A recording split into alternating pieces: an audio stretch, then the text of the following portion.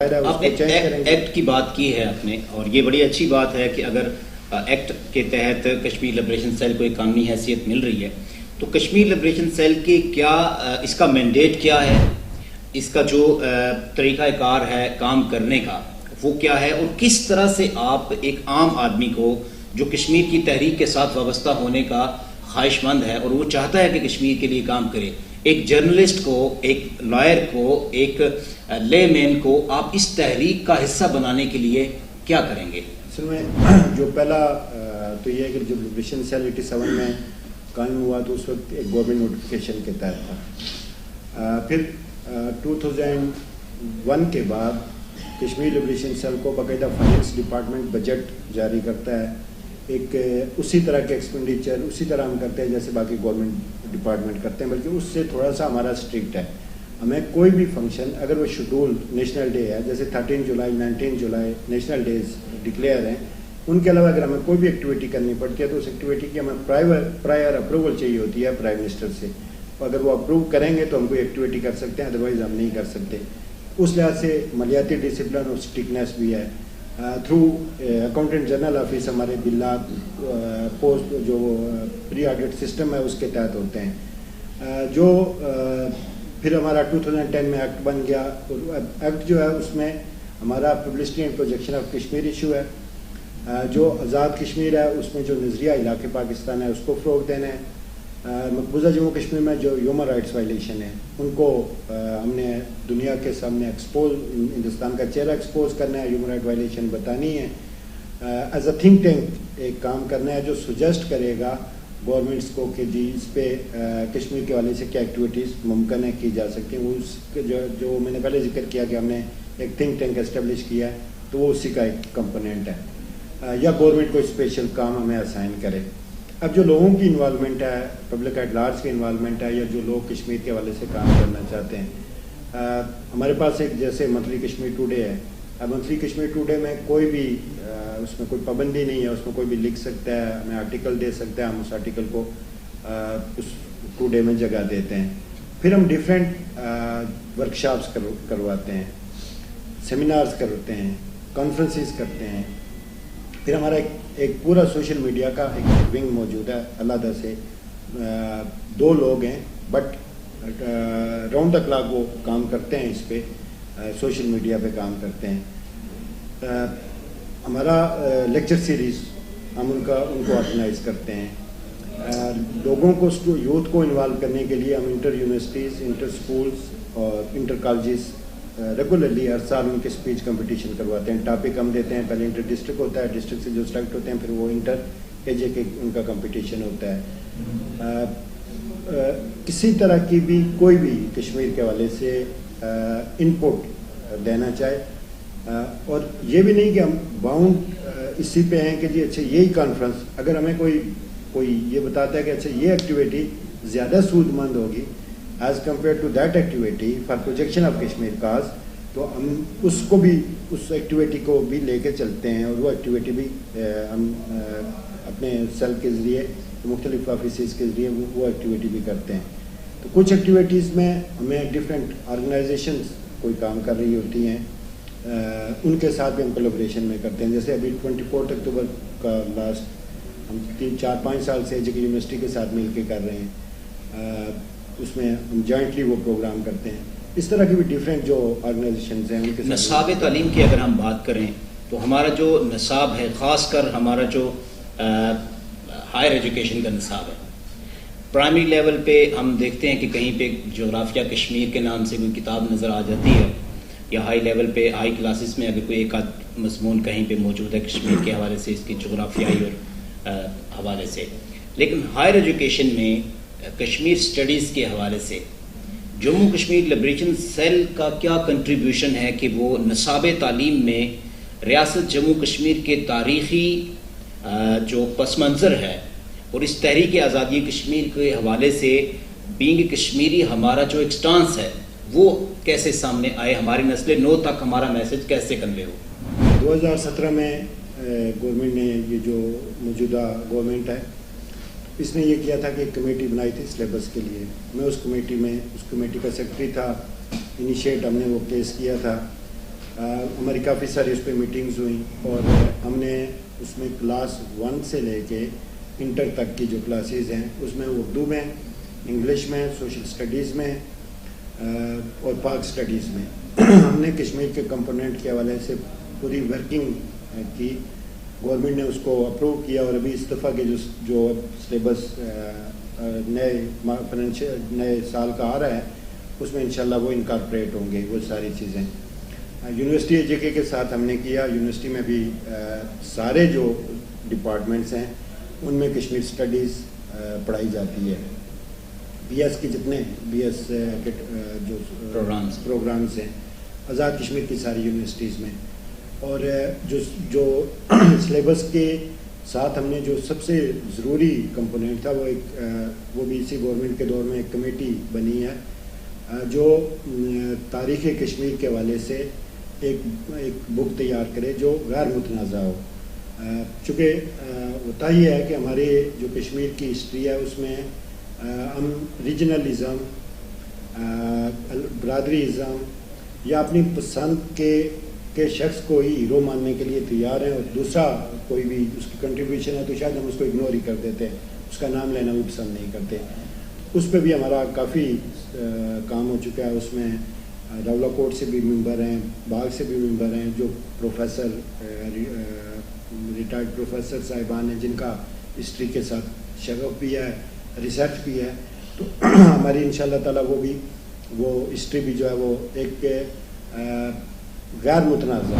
اچھا، گلگت بلتستان کو ریاست کا حصہ مانتے ہیں آپ؟ گلگت بلتستان کو ریاست جموں کشمیر کا میرا حصہ ماننے یا نہ ماننے سے فرق نہیں پڑتا، اس لیے کہ گلگت بلتستان اس کشمیر کے کیس کا اور ریاست جموں کشمیر کا ایک لازمی کمپوننٹ ہے. جب ہم ریاست جموں کشمیر کی بات کرتے ہیں تو ہم وہ اس ریاست جموں کشمیر کی بات کرتے ہیں جو 14 اگست 1947 کو ایگزسٹ کرتی تھی اور اس ریاست جموں کشمیر کا گلگت بلتستان ایک لازمی کمپوننٹ تھا. اور میں نہیں بلکہ حکومت پاکستان خود مانتی ہے، میرے ماننے سے یا نہ ماننے سے یا آزاد کشمیر کے کہنے سے. اور اگر گلگت بلتستان ریاست جموں کشمیر کا حصہ نہ ہوتا تو پھر معاہدہ کراچی کی ضرورت ہی نہیں تھی کہ معاہدہ کراچی میں گلگت بلتستان کی ایڈمنسٹریشن گورنمنٹ ایجوکیشن نے ہینڈ اوور کی گورنمنٹ پاکستان کو. پھر 1963 کا جو سائنو پاک ایگریمنٹ ہے اس میں یہ کلاس 6 ڈالنے کی ضرورت ہی نہیں تھی کہ جب یہ اس کا فیوچر کشمیر کا طے ہوگا تو جو شخص کا کانٹریکٹ ہے اس کا جو سورینٹی ہے اس کا اگر پاکستان کے علاوہ کوئی یہاں کا ساورن بنتا ہے تو اس کے ساتھ چائنا ری نیگوشیٹ کرے گا. تو یہ نہ صرف میں، آزاد کشمیر گورنمنٹ، آزاد کشمیر کے سارے لوگ، ریاست جموں کشمیر کے لوگ، گورنمنٹ پاکستان اور یونائٹڈ نیشن تو سارے مانتے ہیں کہ ریاست جموں کشمیر کا لازمی حصہ ہے. درست بات ہے. راجہ فاروق حیدر خان صاحب سمیت ہمارے جو دیگر اکابر سیاسی زعماء ہیں وہ کسی بھی پولیٹیکل پارٹی سے ہوں، ہمارے سابقہ جو وزرائے اعظم گزرے ہیں، وہ بھی اس بات کا برملا اعتراف کر چکے ہیں کہ گلگت بلتستان کا جو کہ ریاست جموں کشمیر کا ایک مطلب آپ کہہ سکتے ہیں انمٹ حصہ ہے اور وہ لازمی حصہ ہے، جزو ہے ریاست کا. وہ ایک تاریخی اس کی سند موجود ہے، ایک تاریخ ہے اس بات کی. تو وہ اعتراف کر چکے ہیں کہ گلگت بلتستان کا جو رابطہ جس طرح سے اس ریاست کے اس آزاد خطے کے ساتھ جو کہ آزاد اسٹیٹ موجود ہے اس کے ساتھ جیسا لسان ہونا چاہیے تھا وہ لسان اب قائم نہیں ہے. تو جموں کشمیر لبریشن سیل کے مینڈیٹ میں کیا یہ چیز شامل ہے کہ وہ اپنے روابط کو نہ صرف لائن آف کنٹرول کی دوسری جانب بھی اپنی قیادت کے ساتھ رکھے، وہاں کی جو تحریک کو جو لوگ وہاں پہ اپنا خون دے رہے ہیں، اپنا جان و مال قربان کر رہے ہیں، ان کو بھی ان کا حوصلہ بھی بڑھائیں، ان کا ساتھ بھی دیں. اور گلگت بلتستان کے جو لوگ اب جو کہ غالباً پاکستان کا حصہ بننے جا رہے ہیں، ان کو صوبائی اسٹیٹس ملنے جا رہا ہے، اس کی ایک شیپ نظر آ رہی ہے ہمیں. وہاں پہ چیف منسٹر جو ہے وہ موجود ہیں، وہاں پہ گورنر موجود ہیں. تو جموں کشمیر لبریشن سیل گلگت بلتستان کے ساتھ کشمیر کا لازمی حصہ ہونے کی حیثیت سے روابط برقرار رکھنے کے لیے اور اس کو مضبوط کرنے کے لیے کیا کر رہا ہے؟ اس میں جو آپ کا پوائنٹ ہے نا، آزاد کشمیر کا جب آپ کانسٹیٹیوشن دیکھتے ہیں 1974 کا، آزاد کشمیر میں کوئی بھی ڈپارٹمنٹ ہے، that department is limited to Azad Jammu and Kashmir according to constitution. اب لبریشن سیل کانسٹیٹیوشن سے بیانڈ نہیں جا سکتا جو being a government department. But اگر آپ کہیں کہ ان پرسنل کیپیسٹی یا جیسے ہم بھی منتھلی کشمیر ٹوڈے ہے، تو ہم جب یہ منتھلی کشمیر ٹوڈے پبلش کرتے ہیں تو جس طرح ہم پاکستان کی ڈفرینٹ یونیورسٹیز یا پاکستان میں بھیجتے ہیں تو 200+ جو منتھلی کشمیر ٹوڈے ہم GB کے مختلف افراد کو بھی اور مختلف اداروں کو بھی بھیجتے ہیں. میں خود بھی گلگت بلتستان وزٹ کر چکا ہوں. بہت سارے ایسے لوگ ہیں جو ہمارے ساتھ کنٹیکٹ میں بھی ہیں، اور ایسے لوگ بھی ہیں کہ جن کو جب ہمارا ان کے ساتھ لیزان نہیں تھا تو ان کو آکوپائڈ کشمیر میں جو ہیومن رائٹ وائلیشن یا آکوپائڈ کشمیر کی سچویشن اس سے وہ کوئی واقفیت نہیں رکھتے تھے. تو ہم نے کوشش کیا کہ ہم وہ واقفیت ان تک پہنچائیں. انٹلیکچوئلس جو ہیں ان کے ساتھ ہم رابطے میں ہوتے ہیں. یونیورسٹیز کو 2 یونیورسٹیز ہیں GB کی، اور ہم ان یونیورسٹیز میں جو بھی ہمارا لٹریچر پبلش ہوتا ہے تو ہم یونیورسٹیز میں کوشش کرتے ہیں کہ بہت سارے لوگوں تک ہمارا وہ لٹریچر پہنچے تاکہ وہ کشمیر کی سچویشن سے اویئر ہو. اچھا، کشمیر لبریشن سیل کے حوالے سے حکومت لبریشن سیس جو ہے وہ کلیکٹ کرتی ہے، عوام سے ٹیکسز لیے جاتے ہیں تحریک آزادی کشمیر کے لیے. ایک تو آپ یہ بتائیں کہ وہ ٹیکسز کی کیا شرح کیا ہے اور اس کا سالانہ بجٹ کیا بنتا ہے جو آپ کشمیر سیس کے نام سے وصول کر رہے ہیں یوٹیلیٹی بلات کی صورت میں، اور اس کا مصرف کیا ہے؟ ایک جو آپ کو یہ سیس پے کر رہے ہیں لوگ، ان کو تحریک کے ساتھ اٹیچ کرنے کے لیے اس فنڈ کی مد میں کیا پروگریس ہے؟ اس میں ہمارا جو کشمیر سیس ہے یہ بیسیکلی فائنینس ایکٹ کے تحت لگا، اور یہ جمع ہوتا ہے فائنینس ڈپارٹمنٹ میں، گورنمنٹ کے اکاؤنٹ میں جمع ہوتا ہے 101 میں. یہ کسی کیش کی صورت میں سیل کے پاس نہیں آتا. ایک تو لوگوں کو شاید مسکنسیپشن یہ ہے کہ جو سیس لگتا ہے تو وہ کہیں کلیکٹ ہوتا ہے اور وہ سیل کے پاس آ جاتا ہے. وہ فائنینس میں 101 میں رہتا ہے. ہمارا جو بجٹ اپروو ہوتا ہے وہ ایک پیپر کے طور پہ ہمارے پاس آتا ہے، ہم بل مرتب کرتے ہیں، AG میں جاتا ہے، اسٹیٹ بینک کا چیک ہوتا ہے اور وہ 101 سے وہ ڈرا ہوتا ہے. اب اس کی جو شرح وہ ڈیفرنٹ ہے. جیسے جو ملازمین ہیں تو ان کی تنخواہوں سے بیسک جو پے ہے اس سے 25 پیسے روپے سے 25 پیسے جو ہے وہ پر منتھ ہے. ہمارے پاس جو ٹوٹل اس کی تقریباً سال میں انکم بنتی ہے وہ 8 سے 9 کروڑ روپیہ بنتی ہے. اس میں سے کشمیر اکیڈمی کو بھی اسی سے بجٹ جاتا ہے اور کشمیر لبریشن سیل کو بھی. ہمارے ساری ایکٹیویٹیز سیل کی اور اکیڈمی کی اسی بجٹ سے ہوتی ہے، اور یہ سارا بجٹ آڈیٹیبل ہے. یہ کوئی نان آڈیٹیبل کوئی انکم نہیں ہے، بلکہ اس کا باقاعدہ سے آڈٹ ہوتا ہے اور پبلک اکاؤنٹس کمیٹی میں وہ جاتا ہے. اگر کوئی آڈٹ اعتراضات ایسے بجٹ کتنا ہے ٹوٹل کر سکیں. ہمارا اس وقت کا جو بجٹ ہے وہ تقریباً 9 کروڑ روپیہ اپرووڈ ہے. اب وہ ڈپینڈ کرتا ہے کہ اوریجنل ایکسپینڈیچر ہمارے کتنے ہوتے ہیں. موسٹلی یہ ہوتا ہے کہ ہم بجٹ جو ہمارا سال کا اپروو ہوتا ہے اس سے کم اخراجات ہمارے سال. اچھا راج صاحب، یہ دیکھیں کہ جب یہ 5 اگست 2019 کا یہ معاملہ سامنے آیا ہے، اس کے بعد نہ صرف پرو پاکستانی قیادت جو مقبوضہ ریاست جموں کشمیر میں ہے اس کو ہاؤس اریسٹ کر دیا گیا یا اس کو تھانوں میں بند کر دیا گیا، جیلوں میں لے جایا گیا. ہماری جو وہاں پہ خواتین لیڈرشپ ہے، آسیہ اندرابی، فہمیدہ صوفی صاحبہ اور اس طرح کی، ان کو بھی پابند سلاسل کر دیا گیا. وہ تو پنجہ استبداد میں ہیں انڈیا کے. یہ بات تو ہمیں سمجھ میں آتی ہے کہ جو حریت قیادت مقبوضہ کشمیر میں ہے اس کو انڈین فورسز نے اس کو اریسٹ کر لیا. آزاد کشمیر میں موجود حریت کانفرنس، اس کو کس نے اریسٹ کر لیا؟ یہ تو جو آپ کا کوشچن ہے یہ بیسکلی حریت یا وہ بتا سکتے ہیں پولیٹیکل کوشچن ہے. ہم نے البتہ 5 اگست کے بعد جیسے ایک آپ کی جرنلسٹ کی ریلی ہوئی تھی جو چکوٹھی کی طرف گئی تھی، کچھ ریلیز ہم نے آرگنائز کی اور کچھ ریلیز کو ہم نے فیسیلیٹیٹ بھی کیا جو سیل کی کیپیسٹی میں تھا یا جو لبریشن سیل اپنے قانون قاعدے کے تحت کر سکتا تھا. باقی آزاد کشمیر کی پولیٹیکل لیڈرشپ یا حریت کانفرنس، وہ چونکہ میں بینگ اے گورنمنٹ آفیسر میں اس حوالے سے کچھ نہیں کہہ سکتا، وہی جواب دے سکتے ہیں. حریت قیادت جو ہے اس کے حوالے سے لوگ یہ توقع کرتے ہیں کہ وہ لیڈ کرے اس تحریک کو، اس بیس کیمپ سے جو تحریک اٹھے ریاست جموں کشمیر کی اس کو لیڈ کرے. لیکن بدقسمتی کے ساتھ یہ ایک جو مطلب لوگوں میں ایک جو پرسیپشن پایا جا رہا ہے وہ یہ ہے کہ وہ مکمل طور پہ کشمیر کی تحریک کو لیڈ کرنے میں ناکام نظر آتے ہیں. ہم آپ سے یہ جاننا چاہتے ہیں کہ کشمیر لبریشن سیل اس تحریک کو بوسٹ کرنے کے لیے کیا پلان رکھتا ہے، آپ کے اہداف کیا ہیں اور کس ترتیب سے آپ آگے بڑھ رہے ہیں؟ اصل میں دو چیزیں نا، ایک تو جو آپ نے ویڈیو کانفرنس کا ڈسکس کیا، میرا جو اپنا پوائنٹ آف ویو ہے، ایک ذاتی پوائنٹ آف ویو، وہ یہ ہے کہ قصہ زمین برسر زمین، ہمارے جتنے لوگ کشمیر کے حوالے سے کام کرنا چاہتے ہیں، انٹرسٹیڈ ہیں، ان کو آزاد کشمیر میں بیس ہونا چاہیے. ہمیں مظفر آباد کو تحریک آزادی کا حقیقی معنوں میں بیس کیمپ بنانا چاہیے. یہاں سے جانے والی جو وائس ہے وہ زیادہ افیکٹو ہے ایز کمپیئر ٹو ہم اسلام آباد سے کوئی وائس اٹھائیں، لاہور سے اٹھائیں یا کراچی سے اٹھائیں، چونکہ یہاں کی وائس انڈیجنس وائس کنسیڈر کی جائے گی، اور وہی وائس اگر ہم جا کے اسلام آباد سے اٹھاتے ہیں تو وہ انڈیجنس وائس کے اس کرائٹیریا میں نہیں آئے گی.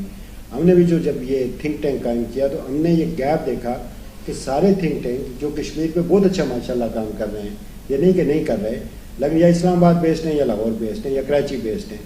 اور جبکہ Jammu Kashmir coalition for civil society ہے وہ بہت اچھا کام مقبوضہ کشمیر میں کر رہی ہے، سری نگر بیسڈ ہے. اب انٹرنیشنل کوئی بھی جو آرگنائزیشن ہے وہ ان کی رپورٹس کو ویلیو دیتی ہے، دہلی کی کسی تھنک ٹینک کو نہیں دیتی. سیم ہمارے ساتھ بھی کیس یہ ہے کہ اگر ہم یہاں سے کوئی وائس جنریٹ کریں گے تو وہ وائس اس کو انٹرنیشنلی ایک تو کریڈیبل ہوگی اور انڈیجنس لوگوں کی وائس کنسیڈر کی جائے گی. اب جو آپ نے دوسرا جو آپ کے سوال کا حصہ ہے کہ ہم نے کشمیر کے حوالے سے جو پلان ہے، ایک تو ہمارا جو بیسک پلان ہے وہ یہی ہے کہ ہم لوگوں کو ایک تو آزاد کشمیر اور پاکستان کے لوگوں کو اس قضیے کے ساتھ کنیکٹ رکھیں.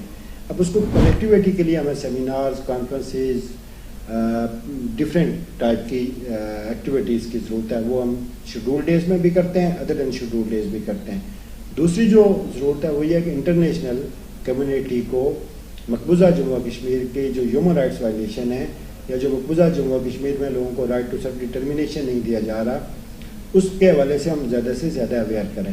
اس اویئرنیس کے لیے ریسرچ جرنل کا ہم نے سٹارٹ کیا ہوا ہے، اور ریسرچ جرنل ہمارا باہر بھی پہنچتا ہے اور ہماری ویب سائٹ پہ بھی اویلیبل ہوتا ہے، اور ہم ڈفرینٹ لوگوں کو تھرو ای میل سینڈ بھی کرتے ہیں.